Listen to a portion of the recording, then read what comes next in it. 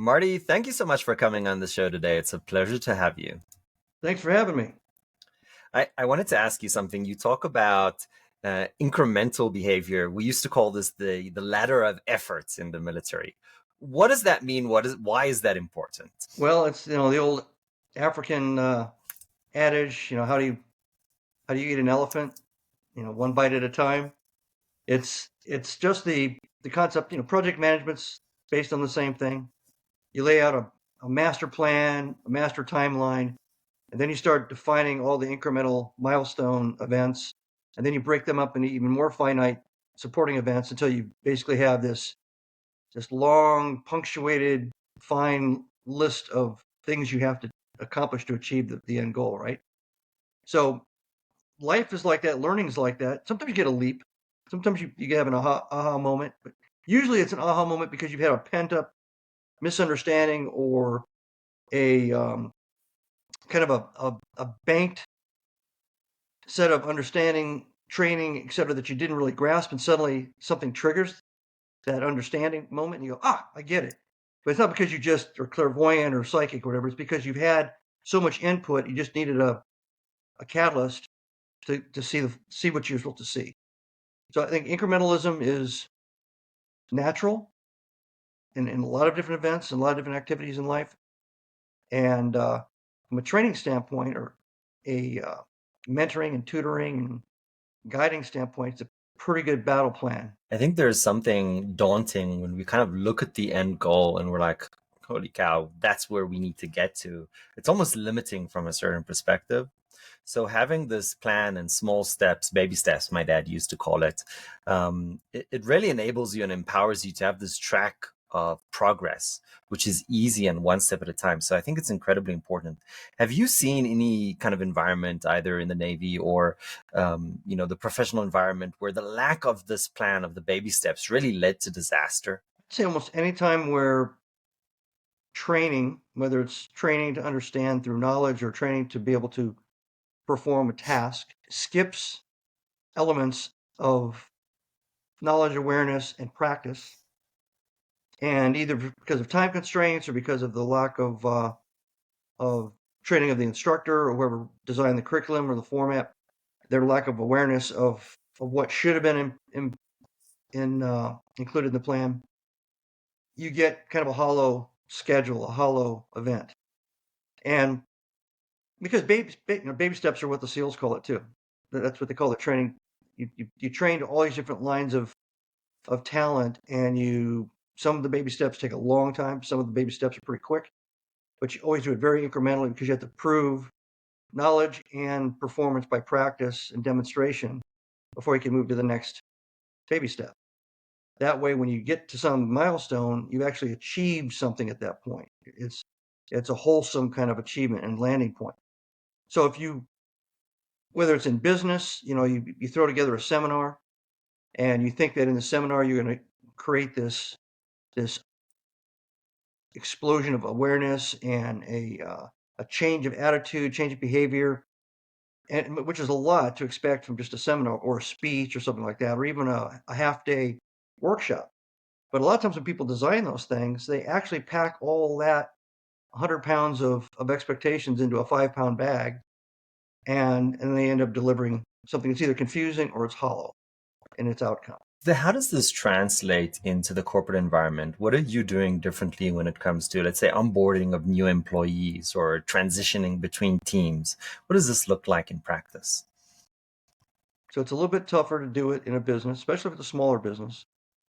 If you have a large business and you can actually apprentice or kind of do an internal intern program where somebody just goes around and floats from department to department, around in a division, and they get to see and observe and smell and taste. It's kind of like a ride along until they get a general sense of awareness and understanding, along with maybe a little bit of cultural onboarding training. Here's the org chart, here's what we do as a company. So if you have that size of a company and you can get away with that, that's a good way to do it. It's Ross Perot was famous for that.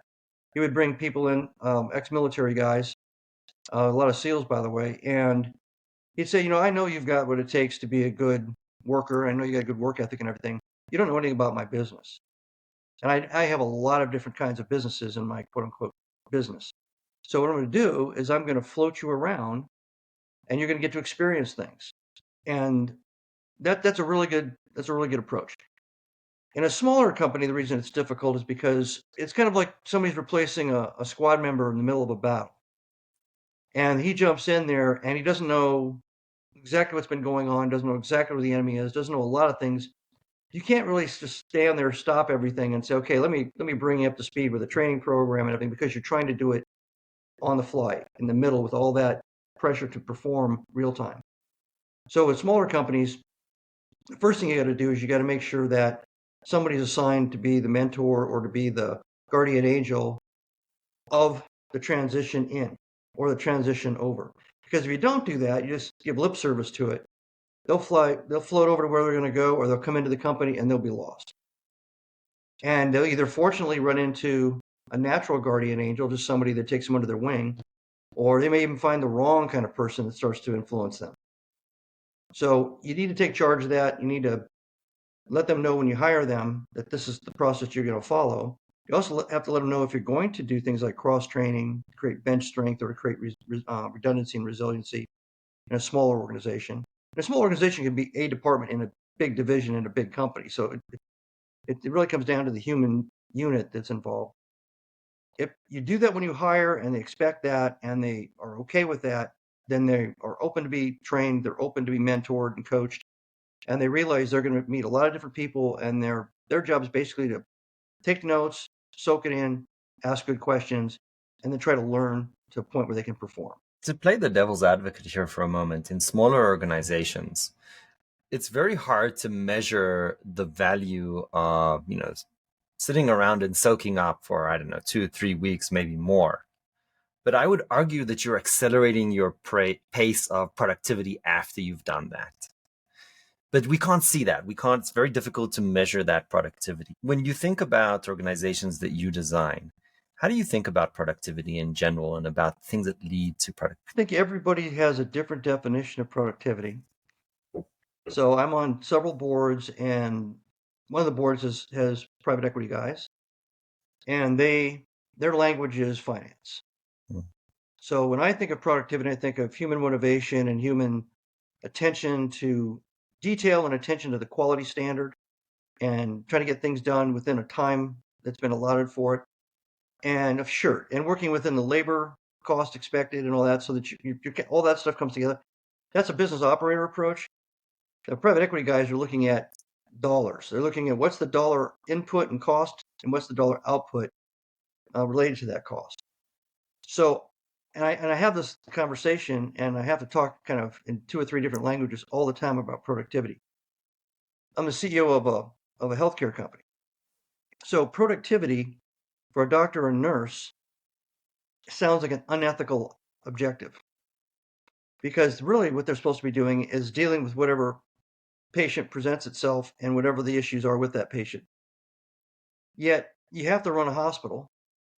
And so hospitals start looking at what are the metrics of productivity of how many patients are being seen by any particular doctor or nurse or specialist, which then puts pressure on those medical professionals that they're not used to, or they never thought about, or they don't like, because they didn't get into medicine to be working in a factory, and patients aren't widgets. So from that point of view, productivity has to be looked at as the quality of the behavior and the underlying motivation and intention of the behavior. So we have to be careful that we're not trying to incent them or to pressure them or to teach them or train them to show productivity metrics that are unrelated to what the patient needs. Because that would give, if you increase that, you would increase the metrics, you increase the numbers, and the financials would go up. So somebody would be happy from a productivity to financial outcome point of view. But it would probably be unethical, and eventually you'd lose those medical professionals because they wouldn't stay in that job, or they'd find someplace else where medicine's being treated like medicine. If you're in a factory, it's a different focus. There's less about ethics, and it's more about ergonomics and the tools you have available to you, and the realism of the expectations being laid on the entire workforce in the factory, because the factory is deficient. If the processes are deficient, if the materials are deficient, it's really hard to point at a human being and say that's the productivity problem. How do you balance these two things? On the one hand, you want to make sure that you're profitable because otherwise the organization shuts down. But on the other hand, those non-tangibles are incredibly important and have a huge impact on the business. Not everybody that is in your audience is probably an aficionado of American football, but one of the things that a quarterback does on the field is constantly monitor the status of all the players on the field. And one of their responsibilities is to keep the ball moving, to keep everybody doing what they're doing by some set place. So think of those as processes, the rules of the game or the systems. But things change. And they may come out of the huddle and decide they're going to do one thing, and somebody's moved out of position or moved into a different position, and they have to read the field and they have to make a call. So for all the time that those quarterbacks are playing during the game, they don't know, they don't really have an idea or an expectation of what exactly is going to happen when they come out of that huddle, what they're going to see. And they're given the authority to work it out, figure it out, and make a call. Call an audible, make an adjustment, whatever, change the play. Leaders and managers really need to think that way, rather than, I'll use the factory metaphor again. You basically count all the heads; they're all there. Everybody's in their station. You hit the big power switch. The factory goes live. You walk out and you come back 8 hours later and you look at how many widgets were made. Okay, that's one way to do it. But another way to do it would be to go in there and walk the floor and observe human behavior and be aware that people get sick, people get hurt, people don't show up, machines break down. Well, if you're off someplace waiting to come back 8 hours later, you're going to miss all those tells, all those kind of reality checks, and you also miss the opportunity to understand your business at the ground level and the effect on the people, because some of those things I mentioned causes other people to react. If somebody's late and somebody else is sick and there's two gaps and somebody else has to jump in there, there's a secondary human effect. So I think a good leader, good manager needs to kind of stay on their game, understand their business, understand their people and what they're trying to produce. And they have to kind of manage by wandering around, whether it's virtually or in person, and pay attention to the tells. There are metrics that are precursors, and there are metrics that are trailing metrics. Revenue trails. And what that means is that it's kind of the thing that happened after all the other things happened. But these signals that you're talking about that happened before, those are the things that tell you that a problem is about to happen, or that there's a risk or a danger here. And my point being is that if you understand your business, you can find those future indicating signals or metrics. And those ones are incredibly valuable because they allow you to act in advance. So I really appreciate your point. How do you even go about finding these signals and these metrics that are kind of future predictive? Part of it's experience, meaning that you've been under people that are enlightened enough to think this way. I mean, I didn't just pop out of the Navy and suddenly understood all this, and it wasn't covered in my undergraduate or my graduate degree in business. A lot of it's watching bad leaders in bad organizations, either from a distance. Like when I managed money for 8 years with UBS, I was reading analyst reports of companies and management teams and seeing what they were saying. And management team made this decision, made that decision. I could see it was like a million case studies, right? Right. About things that went right, things that went wrong, and things that just kind of didn't really have an effect. The other thing, I think, you're right about the precursors and lagging leading indicators, but besides seeing things that might be going wrong, the other thing you can find out is whether things that you wanted to go right are going right and are improving. Use a sports metaphor again. If it's a track athlete and you time them in a sprint, and then you put them through a training program, and you put them through a rehabilitation post-workout program, and then you go back out and you time them again a month later, and there's an incremental improvement. So you may have watched all through all that process and everything, but when you went to measure, it validated that your attempt to change the behavior, performance of the athlete, actually took hold and changed the performance of the athlete in a positive way. So if you have training programs or morale programs or motivational programs or cross-training programs, which also increases morale and empathy, by the way, because everybody starts to see what everybody else's rice bowl looks like. when you see that, you see more of a collective team approach. There's a loyalty to the group rather than just to themselves. It's a subtle thing, and it takes a while to create. It's a natural thing in the military because that's the whole job of the military. They give you some incredible mission, and if you screw up, everybody that you like dies. So you're paying attention, right? You're not jumping in your car and leaving at 5 o'clock because your job's only about paying your bills. So it's harder to do in the commercial world. But those behaviors, and I've been training people for a long time because that's what you do in the military. Everybody ends up being trained, and then you start training everybody else. And you do the baby steps approach, and you sometimes you get an incremental positive feedback that what you're doing is working, and sometimes you don't. Sometimes nothing's happening, and sometimes the approach is totally wrong, and you're the wrong coach or the wrong mentor, and you have to find somebody else to go in and influence things. But I watch for those things too. And it's, one of my jobs is make sure that I teach my leaders, my managers, to look for both aspects, to set everybody up for all those positive behaviors I was talking about, and manage and monitor them. It's a sustainment program. It's not a one class kind of a thing, and you hope it all just takes. And obviously for all the things that are system and process breakdowns or labor breakdowns that any good businessman should be able to be aware of and start to anticipate. They're going to happen. The universe always throws you a left hook when you're not expecting it. This is true. I mean, the beauty of what you're saying is really to oversimplify it, is that really you're conducting an experiment. You're conducting an experiment, you have a hypothesis, you're saying, okay, we're expecting this metric or measurement to go one way or another, and you're actually looking at that metric a little bit after. I think what we're seeing in corporate America very often is that we make a decision and we expect it to just work. We never come back and revisit if our assumptions were in fact correct. There's an absolute beauty to what you're describing here on kind of making a decision and then measuring that it made sense to us. And hey, if it didn't go the way we wanted, we can always make an adjustment and making a change if we're even asking that question. I think that's so refreshing and delightful.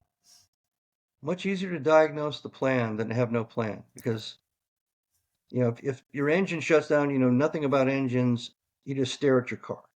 Right. Right? But if you know how the engine works, you know what the schematic looks like and all that, and something happens to your engine, you know how to trace the schematic, and you start working backwards from one point or the other. You can do the full Six Sigma kind of thing, but you end up getting to a point where you find the failure causation and then you correct it. But you have to understand the construct. So you should create the construct. If you or I were to go in and we were going to try to fix a company, we would have the same challenge as if we were trying to start a company or we were just trying to continue to grow a company. You'd have to go in, you'd have to absorb the atmosphere, the environment. You'd have to basically take note of everything.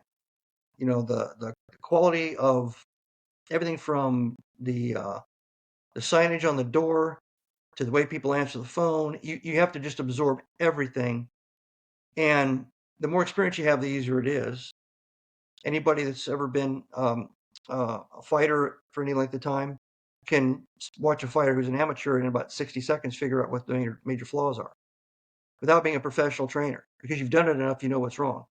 It's the same thing like these shows, where Bar Rescue and the restaurants. These people have done this 30, 40 times. They walk into these restaurants and they see the first big 10 low-hanging fruit things that are wrong. And they see it probably within the first 30 to 45 minutes they're there. They talk to the people that are involved in running that restaurant or that bar or that business. And usually within the first day, if we went back to our hotel and went to dinner, we look at each other. We'd probably be finishing each other's sentences on. We'd say, "Yeah, I saw that. Yeah, I saw that. I saw that. I saw that." Because they're classic issues, right? So they're classic issues because they're important to fix a company, but they're also important to start a company and maintain the quality of a high-performing company. And it just takes a little bit of practice to do that, or have a mentor or leader that is helping you learn those things. Or if you're curious, you should go to a mentor or leader and say, "Here's my dilemma. I don't know what I'm looking for." And maybe they'll give you some help. Appreciate that. Marty, I read one of your articles. It was incredibly interesting. I think this is really important to bring up. You say when it's time to bend the rules. it's counterintuitive, right? What the rules are there to, we say in the military that they're written in blood. Explain your philosophy behind that article. It's really interesting. Well, that was partly an excerpt from my third book that actually came out today, believe it or not. Congratulations. Be different, yeah. So I started looking at creativity. I'm on the board of a group nonprofit called Best Robotics. It's been around for 31 years. And it was started by two Texas Instruments engineers who wanted to inspire kids to get involved in technology, right? So now we're almost 32 years down the road. And I was trying to come up with some ways to change the strategy. They brought me in for that reason on the board. And what's the secret sauce? What's making this so valuable? What makes it so successful? From the perspective of the kids primarily, not the perspective of the adults and everybody else. And I saw that there was this kind of unbridled creativity in the kids. They're not taught what to do. They have 8 weeks to prepare their robot, and the robot function changes every year. Sometimes it's actually like an Amazon fulfillment plant type of robot where they have to go around and move boxes and do all kinds of things to get points. Last year it was the Da Vinci robotic surgical approach. So they had to create robots that could go out to a human shaped thing and start doing things to the body and all that. So, and if there's 15 teams, there's 15 completely differently designed robots because there's no kit, there's no rules, there's no schematics. And I saw that, and there's no alpha leaders, there's no architecture, there's no organizational structure, and there's 6th to 12th grade. And I said, well, how is this happening? And why is it happening? And I talked to some of the engineers involved in the program, and I said, well, are they doing it the way you would do it? Well, no. What would guide you on the way you would do it? Well, I was taught how to do this. And in other words, an engineer who's gone through engineering school knows what the rules are of engineering. They also know the rules of physics and they know the rules of a lot of other things. Weights, measures, you name it. Same thing with software.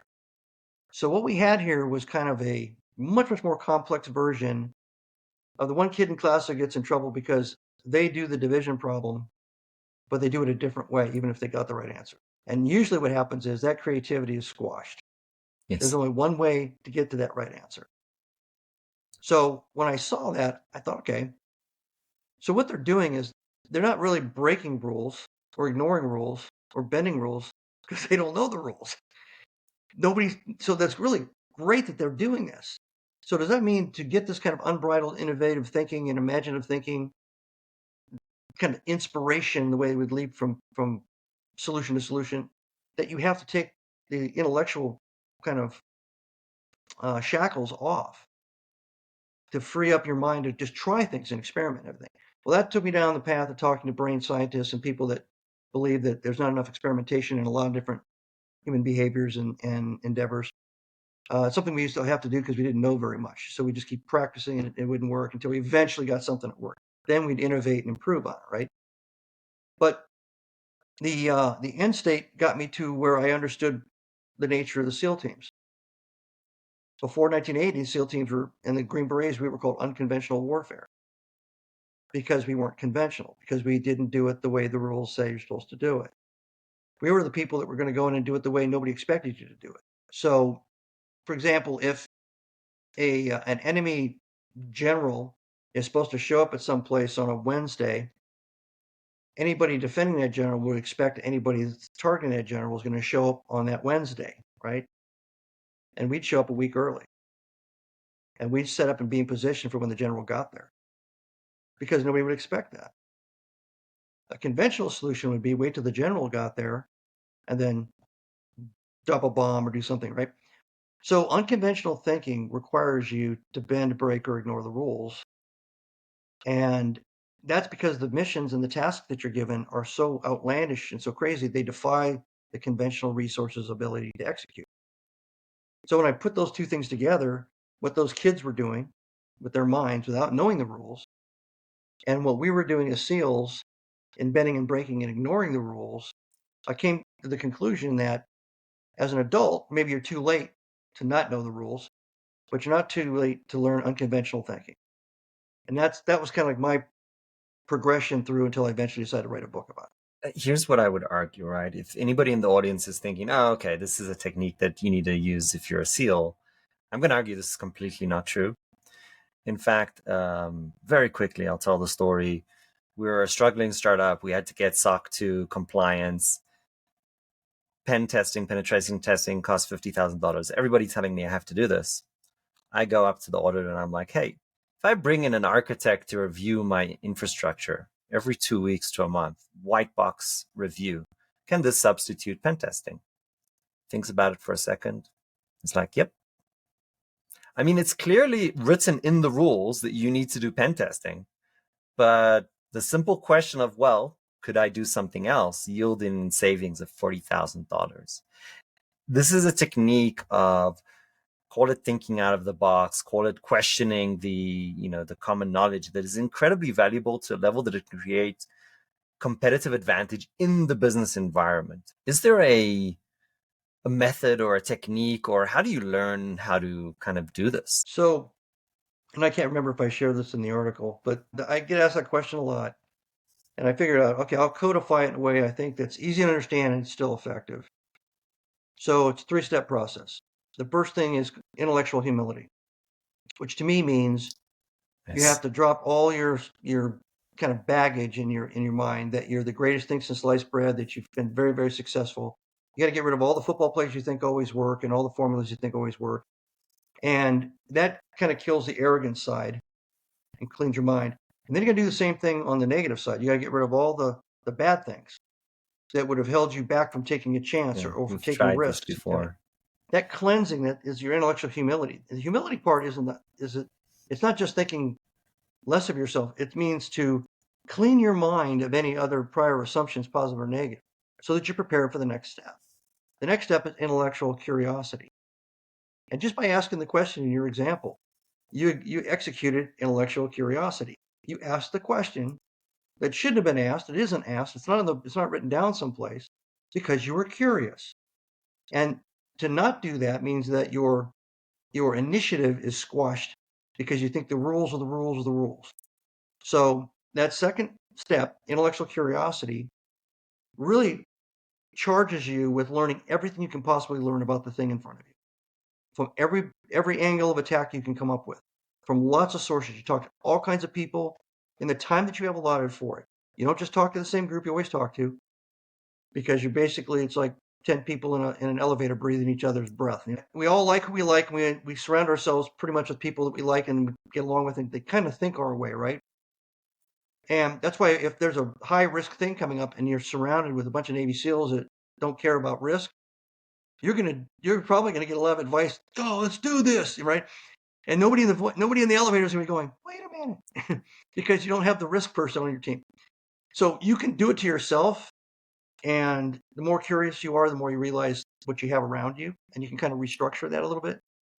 You don't have to own them. They can just be friends. They could be people that are willing to be a contact and input. You can get source obviously anywhere on the internet and look at it.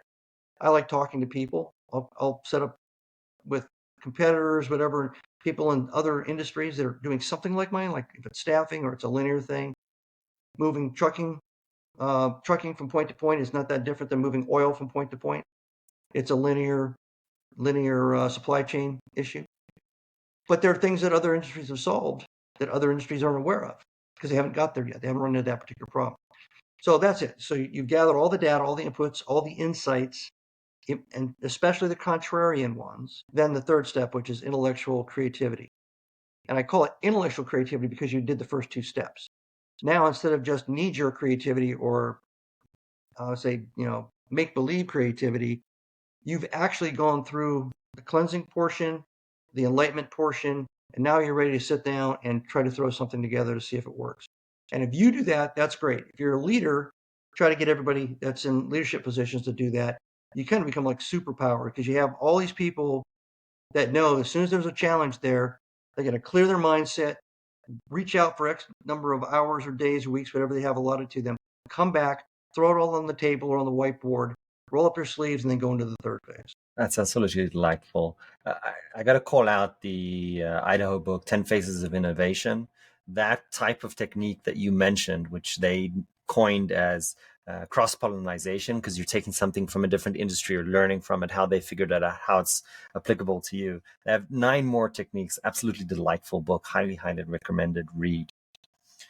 Marty, this has been wonderful. I have one scripted question for this show, and it's a little bit of a difficult one. If you had to go back to 20-year-old Marty, what would you advise him? Well, 20-year-old Marty had been a SEAL for 2.5 years, and he would think that he wasn't a quitter. But I would say that it's not about not being a quitter in the military.